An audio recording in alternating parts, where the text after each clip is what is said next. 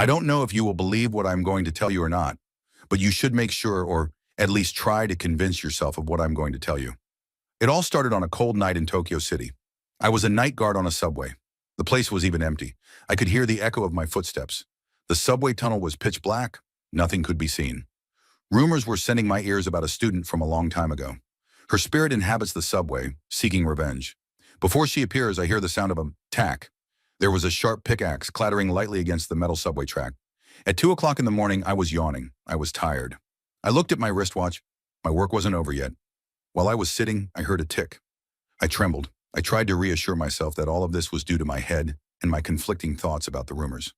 I went down with an electric flashlight. I stood up trembling after I gathered my courage. I will tell you the most terrifying story I have ever seen in my life. When I saw him kidnap my little sister, it still rings in my ears. The sound of her crying and wailing, I still see it in my dreams. I will tell you my story, and you have the right to believe it or not. On Christmas Eve, I was 18 years old, living in Hanover with my father, mother, and little sister. I did not intend to go out with my dear fiancée, Margaret. Tonight, we celebrate Christmas, but my naughty little sister, Victoria, needs someone to watch and take care of her in my father's absence. I thought slyly to find her way. To stop mischief and calm down, I sat down and told her the story of Krampus. Every year on Christmas Eve, Krampus wanders the quiet streets at night to get his favorite food from naughty children. With his frightening form, brown skin, devil-like horns, and slippery, scary tongue. I sat on a chair in the house under the decorated Christmas tree. I heard a long scream of my sister from her room. I ran trembling. I found that horror as if it had come true. While my sister was sitting on the bed, shivering with tears in her eyes. "Teddy, let go of my doll. Please let go of Teddy." He looked at her and growled angrily, showing his terrifying teeth. He approached the bed, grabbed her by her little feet, and opened his mouth full of pointed teeth. I ran tremblingly to push the monster away. I pushed him away, and he fell to the ground and threw her away.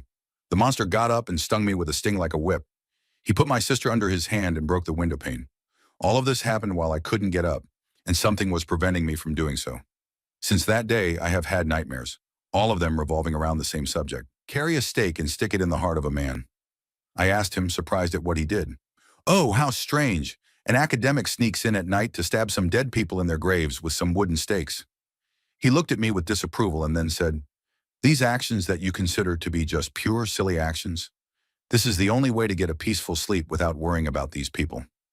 We started opening the graves, one after the other, and we repeated the same work with the other graves. After we finished, he turned to the doctor and asked me carefully. "To be continued. I am Dr. Alexei Vladimirovich. You are now reading my mysterious diaries. Don't just look for me, and you won't find me. I swear that everything you read in these diaries actually happened. At one point, my father married again after my mother died. She died 9 years after giving birth to me. He felt very sad about her, and during this time, he gave birth to my half-brother. When I was 40, he was 18. He looked a lot like my mother, with a masculine touch. That's why I loved him. Whenever I looked at him, I remembered my mother, that short, cute woman. He often caused trouble, hung around a lot, and befriended women. I ignored those faults, telling myself, he's just a teenager. One day he was telling me about a beautiful woman he had recently met. Her name was Sofia Tommaso from Italy. "Hello, is anyone here? This isn't my shelter for the homeless, okay? Hello." The homeless take advantage of the warm tunnels to escape the cold sidewalks of the city. Finding the homeless groaning there was a normal thing for us. I entered that dark tunnel, drowned in blackness that spreads depression, fear, and anxiety to everyone who saw it. I delved into it, and beside my electric flashlight, I saw a person or something I couldn't explain approaching from afar. Oh my God, it was the upper half of a girl's body with 2 sickles in his hands, dragging itself approaching me. I screamed in terror, trying to escape, but she wouldn't leave me. She was targeting me and nothing else, looking at me with hidden eyes that made the beholders shudder. So fast, where did she get that speed? While I was running, I trembled. Oh my God, she's right in front of me. I'm done for. I'm going to die tonight. I felt my upper half fly away and I split in two. The monster got up and stung me with a sting like a whip. He put my sister under his hand and broke the window pane. All of this happened while I couldn't get up, and something was preventing me from doing so. Since that day, I have had nightmares, all of them revolving around the same subject. I walked in the narrow street leading to the cemetery with Monsieur Gustave. I am writing to you these memoirs from inside the horse-drawn carriage heading to the desired place. The gloomy atmosphere and the howling of the wolves, moving at a single pace like a musical piece that instills fear and mystery in the mind of its user. I sat in the carriage with Gustave, Chamois, the 50-year-old French academic specializing in mythology, walked with me because he wanted to show me something descriptive that I had never seen again in my life. Dr. Gustave did not give me clear answers to my curious questions about what we were going to do or the nature of what we would do. We headed to a gorge in Italy.